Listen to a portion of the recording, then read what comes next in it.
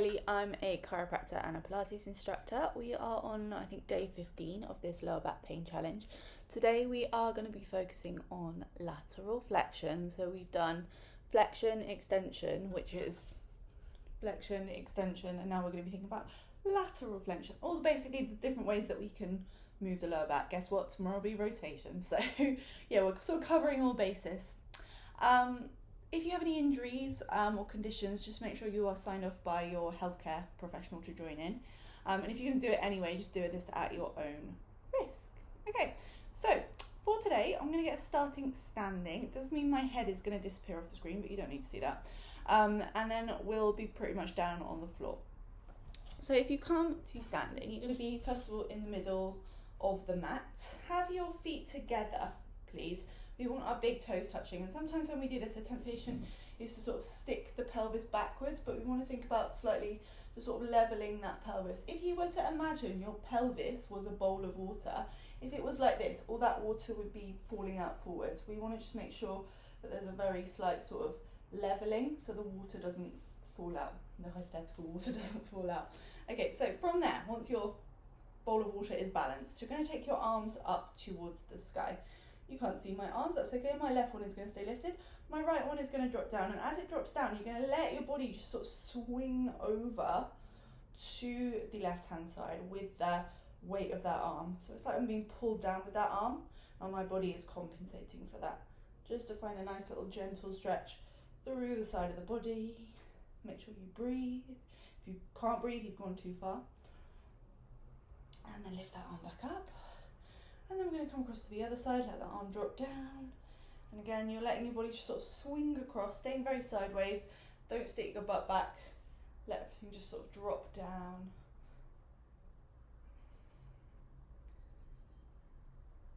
Great, and then bring that arm back up and drop the arms down. Cool, all right, let's take in some roll downs. So we'll have the feet back to hip distance apart, little gap between the feet there. Just start to bring your chin towards your chest. You're going to peel it down vertebra by vertebra.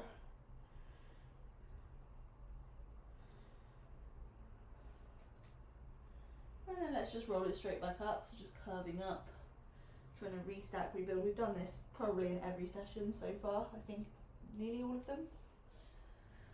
Okay, and let's roll back down. I'm going to stay down, just trying to mobilise the spine, make a little space between each vertebra. I don't think that will physically actually happen, but that's what I want you to imagine it's happening. Alright, and then come down onto your hands and onto your knees. So, no cat-cows today. Elbows are going to stay soft. What I would like you to do is you are going to start to shift, think about your rib cage when we do this. I know we're focusing on the lower back, but I want you to actually think about your rib cage. So you're going to drop your rib cage to the floor, and then you are going to shift your rib cage round towards the right. You're going to lift it up, and you are going to circle it round. So basically we're drawing a circle with our rib cage. You can make this as big or as small as you want to, and we're just bringing movement into the spine. The lower back's going to just move with that. You don't need to isolate the rib cage. Focus on the rib cage, but let everything move. Yeah, elbows can soften. Fabulous. And let's change directions. We're going to start to circle round in the opposite direction. Again, you're focusing on the rib cage, but feel free to let everything move.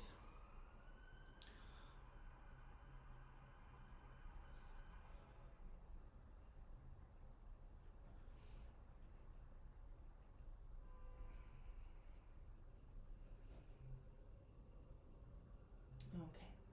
And then find somewhere roughly in the middle of that circle for me. You're going to spin yourself around so you're long ways on your mat. Come to kneeling. If you want to grab a pillow for underneath, we're going to start leaning on this right knee. So if you want to put a pillow underneath the right knee, go ahead. We're going to take our left leg out towards the side. Have your toes pointing forward. Your pelvis is going to lift up slightly, but we want to try and level it slightly down towards the floor. Think about that bowl of water again. Is it all falling out forward? We want to slightly tuck underneath, and then take your hands behind your head. From here, we're moving sideways and moving away from this leg. Take a breath in. And I really want you to try and move from your lower back, or from your sort of your spine, opposed to just sort of moving through the neck. So we want to actually come down. You can make this as big or as small as you feel comfortable. And then we're going to use our oblique muscles, amongst other glute and hip muscles, to pull ourselves back up. I'm going to do that again. Take a breath in, coming down.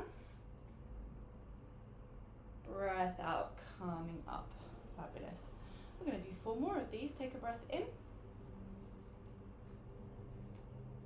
And a breath out. 3 more. Breath in. So you might feel a bit of a pull here, that's fine. Breath out. 2 more. Breath in. Breath out once more. You're going to come down on the next one.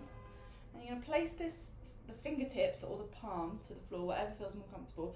Just don't rely on that arm, it's just resting there. Okay, from here, I'm just going to do a little bit, a tiny bit of glute activation. So I just want you to kick is the wrong word, control this leg up. So keep the foot flexed, just slowly lift this leg. Good, and then slowly lower it. Might feel a little tricky, don't push it. Can literally be here, that's fine. But we're going to lift up and control it down. Still thinking about the bowl of water. Obviously, some of that water is going to be falling out in this direction, but try and minimize it. And then take the leg down. We're in a different position, so I wouldn't expect everything to be completely balanced, but we're trying not to stick the hips back. Lift up and take it down. Once more, lift it up. Good. And take it down. Now, you're going to extend the top arm long. It's going to disappear off the screen. This might feel like enough for you. We're looking for a real big curve here through the body, so you're feeling a really big stretch on the side of the body. If this feels okay and you want to take it a step further, you're going to thread this bottom leg through, so it's going behind the top leg, and we're looking for this sort of arc, this sort of banana shape through the body. Make sure you're breathing. We're going to hold it here for 10, 9, 8, 7, 6, 5, 4, can you banana anymore? 3, 2, slowly just bring it back. Hand is going back behind the head. We're going to bring that bottom knee down, and then hopefully, not been putting, obviously you just had a bit of weight through this hand, but hopefully we're engaging quite a lot here, so much so that we can take this bottom arm back up. Good, and bring yourself up. Fabulous. Oh, okay, let's do the other side. So, taking the leg out to the side, having the hip bones level, making sure that that bowl of water, my hips really want to go like this today, but having to just have a slight sort of balance of the pelvis there to make sure I'm actually engaging where I want to engage. Hands going behind the head, gentle press of the head back into the hands. Take a breath in, move away from the leg.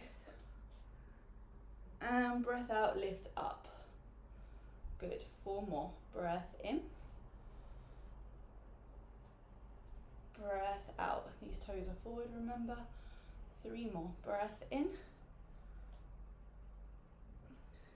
Breath out. 2 more. Breath in. And breath out. Once more. Breathing in. Placing the fingertips or the palm down. Slightly wide position there. Put the hand underneath the floor. You can go fingertips or palm. Do not rely on this hand. It's just there for a little bit of support. From here, keep this foot flexed. Lift the leg up. Make sure the hips haven't started to come back. We want to stay pretty sideways and then control it down. Imagining almost if you were a piece of toast. Yeah, if you were a piece of toast in a toaster, that you couldn't move forward, you couldn't move back. You could only move side to side. So nothing can move forward, nothing can move back. You can only move laterally. You're going to lift this leg up and control it down. 2 more. Lift the leg up and control it down. Once more. Lift the leg up and control it down. Now, we're going to take that top arm long. I don't have space, but hopefully you do. Bring your hand behind the head if you don't have space, but if you do have space, you're taking it that way.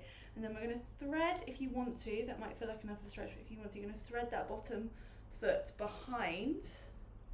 Lift the hips up. Take the arm down now and hold it here for 10, for 9. We are bananaing, so looking for a big old curve here. 8, 7, 6, 5, 4, 3, 2. Gently bring that leg down, hand behind the head. Without changing our body shape, we're going to try and bring that bottom hand behind the head and lift yourself up. Oh, it's a little bit trickier. Okay, coming onto the knees, sit your hips back, take your hands forward, coming into our lovely child's pose. And in this child's pose, let's just walk the hands as far across to one side as we can.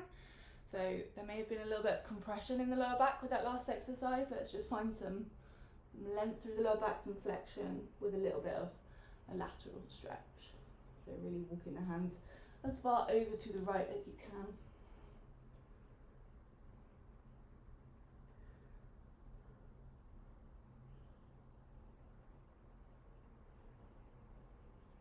And then walk the hands as far over to the left as you can.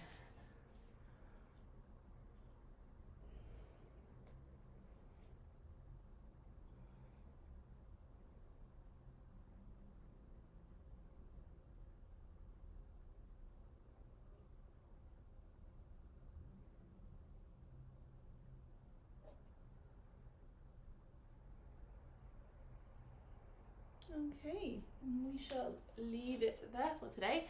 Have a lovely rest of your day.